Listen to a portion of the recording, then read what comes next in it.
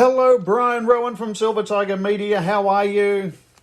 I'm good, thanks, Ryan. Absolutely brilliant to speak with you again. And despite the very odd catch-up over the years, we first met in 1986 at the Lady Bay Hotel in Warrnambool in regional Victoria. Seems like a lifetime ago, so thanks very much for the chance to catch up again. Yeah, no worries. And I've got to ask you, Brian, from around about that time, say 1982 to 1986, even going into 1988, what fond memories do you have of what must have been an overwhelmingly exciting ride, to say the least? Yeah, I guess I was doing following my dream as a lad. It was the thing I always wanted to do, was to be a musician and professional.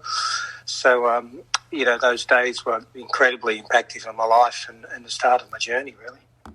Absolutely. And around about that time, I recall 1987 saw the release of the movie North Shore, which, while no Star Wars and people would have missed it, I completely understand that. It was a favourite of mine for a range of reasons, but not least of which was the pseudo-echo tracks on that soundtrack. Not just one song, not two songs, but three songs with Funky Town, Listening and Living the Dream. That was brilliant. Yeah, we did all right out of that one. It was right when we released our album in America, and I think the label were incredibly enthusiastic and behind the band and keen to place us into some film that would be a new young audience. Now, it still takes me by surprise, because when your tracks come on and I'm watching that movie, and I've got a worn-out copy of the bloody thing, but I've always got this sense of incredible pride that here's these lads from Australia, lads from Melbourne no less, that are doing so brilliantly in a Hollywood production. Yeah. Was it like that for you? Was it that sort of a wide-eyed, oh my God, look what's happening, or you pretty much took it in your stride at that stage? Well, to be honest, yeah, we pretty much did take that in our stride, because not that we were any less appreciative, but there were so many things happening, and it was quite whirlwind. And I remember during one of the tours of the US, a representative from our record company was, sniffing around trying to get stuff placed in film. And when they secured something, by the time they secured it, I think we were sort of back in Australia perhaps, and they called us to say, we've gotten some tracks into a film, this is what it is and all that. So by that stage, there were so many other things happening with our career that was just one of the things that they said, we've done this too. So it was like, oh, great, but okay, we'll just keep going here. But it was a bit unusual. Oh, wow. Of course, since those days, kind of a lot's happened. I mean, not least of which is the last 9 months or so. Mate, how has your life been affected by this COVID nightmare? Yeah, it's been pretty hard.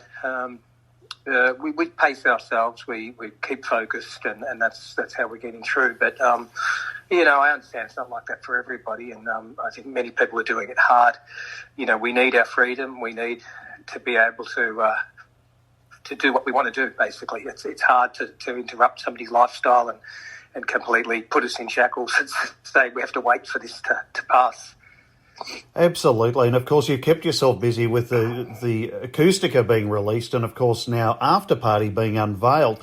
And it has me reflecting, without waxing too philosophical on you, the fact is that without live shows, without performers out there delivering us music, the recorded medium has been so important in getting through this COVID. I mean, is that part of the drive for you in your creations, is knowing what music means to people? Absolutely. These are some of the recordings that were released during this time. Some were archival and some were brand new. But there was so much thought about what we can do in this time for ourselves and for others. And so we thought, well, we have this acoustic album sort of virtually done. It had to be finished off. So I thought, well, this is a great time to do this. Let's not be too fussy about it. Let's just get something so that people have got something to grasp onto, our fans in particular, while we were continuing on doing the new album. So it made sense, and it was incredible timing for us to have this time, because you don't usually have so much time available. Of course, and with the new album, There's a psychedelic awakening in the capital of Jordan that just sets the scene to absolute perfection. So immediately our attention's captured, and you're taking us on this magnificent journey from the very first track. Was that a deliberate placement for that track to be at the start to capture the attention as you have done so brilliantly? Yeah, pretty much it was. It was a track that I'd started working on a while back, and then I sort of revisited it and then just brought it sort of to a full circle and embellished it and got it to be complete. But as I was doing that, I always had these sort of visuals with the song as I was composing and producing the track. And then as we thought about it for After Party, it seemed that the only place really would be the opening and have it as a big lush intro. Oh, it works so very well. But around about the 1 minute mark, I mean, it could be just me, Brian, but there seems to be some really familiar notes in there, reminiscent of Funky Town. Yes, getting into I'm All Right and things like that, yeah. As that track in particular has some samples from my original guitar takes from Funky Town, and some other ones snuck in there too from other tracks. It was sort of an idea that I had to kind of do a mashup, and then took some lines from one song and a vocal from another, and then a bit from here, and then we just sort of put it all together and it formed a song, and it sounded like it was going to come together as a proper club song, and so I just continued on with it until we got it there. Oh, indeed, beautifully put too, because it really is important to note, I guess, that's your mark. That's the Brian and the pseudo echo that was put into a cover track. That's your own creation. Yeah. And, of course, all of the above is where we really rediscover the appeal, I believe, of 80s popular music. Was that your intention to hark back to that era of more of that familiar gold, wrestling its way to the fore in your writing? Was it a conscious decision or more an involuntary reflex, if you will? Yeah, a bit of both, really. Look, I always try to move forward when I'm recording and producing. I don't want to repeat myself too much, and I'm always looking for a new angle and a new sound. But at the same time, it's important to have some remnants of what was before, and I've always sort of made a habit of bringing something from a past recording or an idea from a song or a line or something, or sometimes an entire song from the past into the present, and then moulding that in with the new. So they all sort of tie together in some way or another. Indeed. And such an intriguing title too, and the mood of the track, littered with how was your day today. What's the meaning or the message behind this track? With all of the above, it was really, looking back, it was really more of a message to myself. But it came about some years back. The lyrics started with something that happened to a close family friend, and he was young and took his life. And then, strangely enough, another person that I've known over the years also took their life, and it made me realise, because I was going through such a dark place myself, and it made me realise that from the outside aftermath, it's not so great, and I realised that it was definitely a permanent solution to a temporary problem, and I embraced that concept. I reached out and made the right calls to the right people, helplines and things, and those things most certainly helped me through. And then, this song just reflects on that, and it's showing that, there is hope out on the other side, because I couldn't have come out to a greener pasture. Oh, beautifully put, and I do pass on my apologies and condolences for those past lives that have been lost. Yeah. But what an important time for this to come out. I don't mean with these comments to cater to your professional or your personal vanity, but does it occur to you at all that asking right now, just as Melbourne's coming out of COVID, literally announced within the last 24 hours, how was your day today going to be such important words? Does it occur to you that you might be staying somebody's hand, that somebody might just hang on that little bit longer? Does it occur to you? Absolutely, yeah. No, that was sort of the intention, really, even though it was to myself. It was, I realised that sometimes that's all it needs to be, is you just have to give a damn about someone sometimes, and people in that position, that's all they need too sometimes.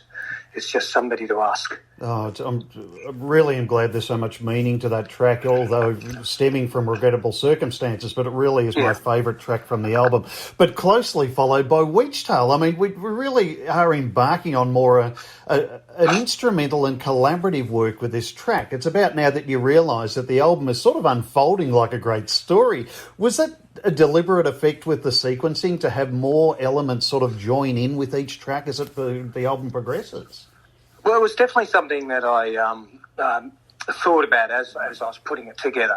It was incredibly important, the running order of the album, and also with the lyric message. And so some of the songs I was still writing the lyrics as I was finishing the production, and even the melodies were still being written. And Wedgetail in particular was just a real epiphany. I was just sitting out on the back deck. We live in the Yarra Ranges here, we're surrounded by forest. It's beautiful. And I was just looking up in the sky, and a beautiful wedge-tailed eagle flew over, and then followed by about another half a dozen eagles.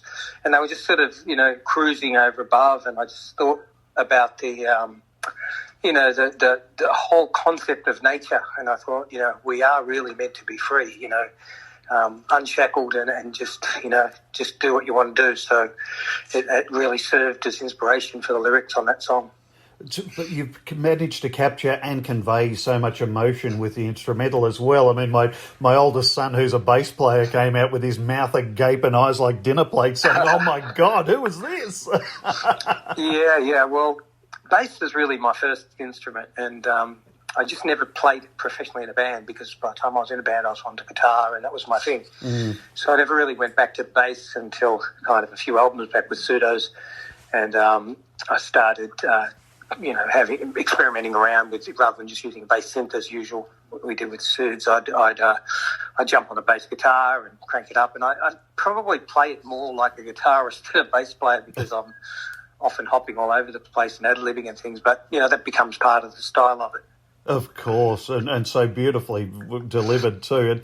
And I don't think I'll ever see an eagle again without wishing it to take me away high. I mean, it's a remarkable track that it has somber, reflective moments, but all through it is this undertow of a mood of celebration. It's really quite an awesome guitar riff and tempo. It comes together so beautifully.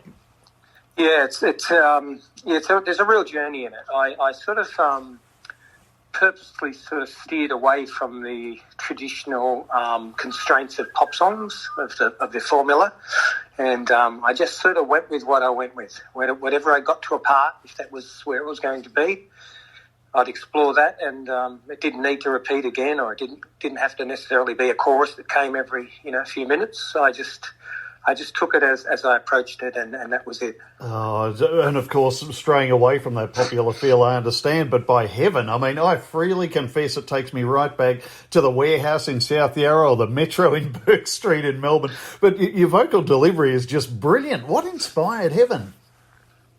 Well, another one of the old songs. It was an old song from a real long time ago. I started writing that in the late 80s. And this one has been around for a long time. It's made an appearance every now and then on a track or an album as in a different guise. Yeah.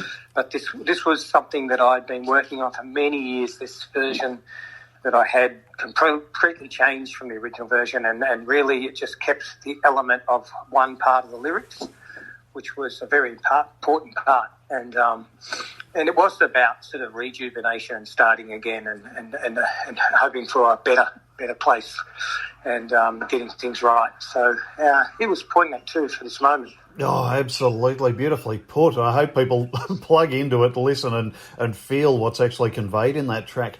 And new is the way. I mean, I absolutely throw the challenge out here and now to the Grand Hyatt Hotel in Melbourne to have this playing through their magnificent property. How awesome. What sort of place, what sort of headspace were you in when you were penning this track? Well, once again, it was a track that I started some years back and then revisited and sort of looked at it in a different way. And it was virtually 99% instrumental. And then I decided I wanted to put a vocal message into the song. I had some ideas from when I originally started the track, and I didn't really have a full melody or anything, and I just sort of rolled it one night and, so to speak, and just put the vocal down and layered it up, and then came out with what I've got now. Oh, absolutely tremendous. And look, the excitement I get from this album, you can hear it's just sort of par for the course for you, and you're quite relaxed about it. But I will pose the question, do you have a personal favourite from this collection, one that really stands out as, wow, we hit the nail on the head there? Yeah, I have many favourites, really. Even the old Love and Adventure remake is one of my faves. Oh, yes. But I would say the most personal favourite would be Quasar for me, because Quasar is a song that I wrote really about my wife, my manager, my wife had manager, same thing. Well, it was something that I realised how she'd come into my life with such purpose and turned everything around. Really for me, it was about finding truth, honesty and respect. And they were the things that I needed to realise were the most important things in my life. And that song encompasses that. Oh, wow. What a message to put to it. That's brilliant. And, of course, with her arrival and how you describe, I'm really wanting to ask if that's how music arrived in your life as well. I mean, we're talking about a cabinet maker and presumably haven't looked back to cabinet making since then. Was it your decision to start performing and singing, was it a moment of arrival, or was it something you'd always intended to do and was sort of just taken down another path briefly?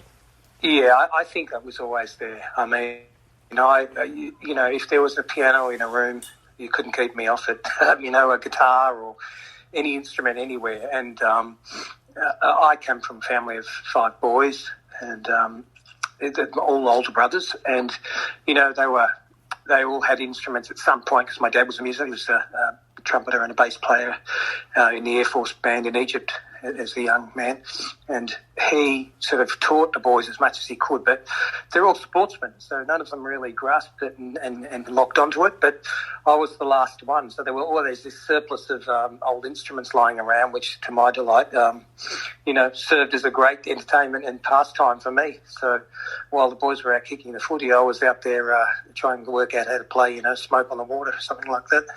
Wow, incredible stuff. And I realise it's not really an Australian thing to do per se, but if I could offer my humble respect and thanks to your father for his service to honour him, I think that's only appropriate.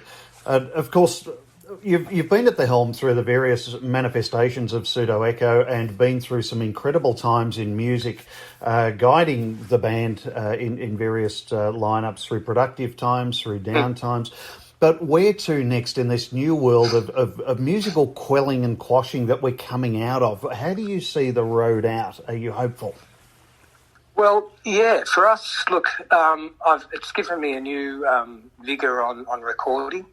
I see the importance of it, and it's something that I really need to focus on in the future too, and produce more material, because I have been a bit lax with it, always with the sort of distraction of touring, I guess. But touring is also a new importance in our life, because we were just sort of touring a bit aimlessly. We were just playing so many shows, and we're going to change that.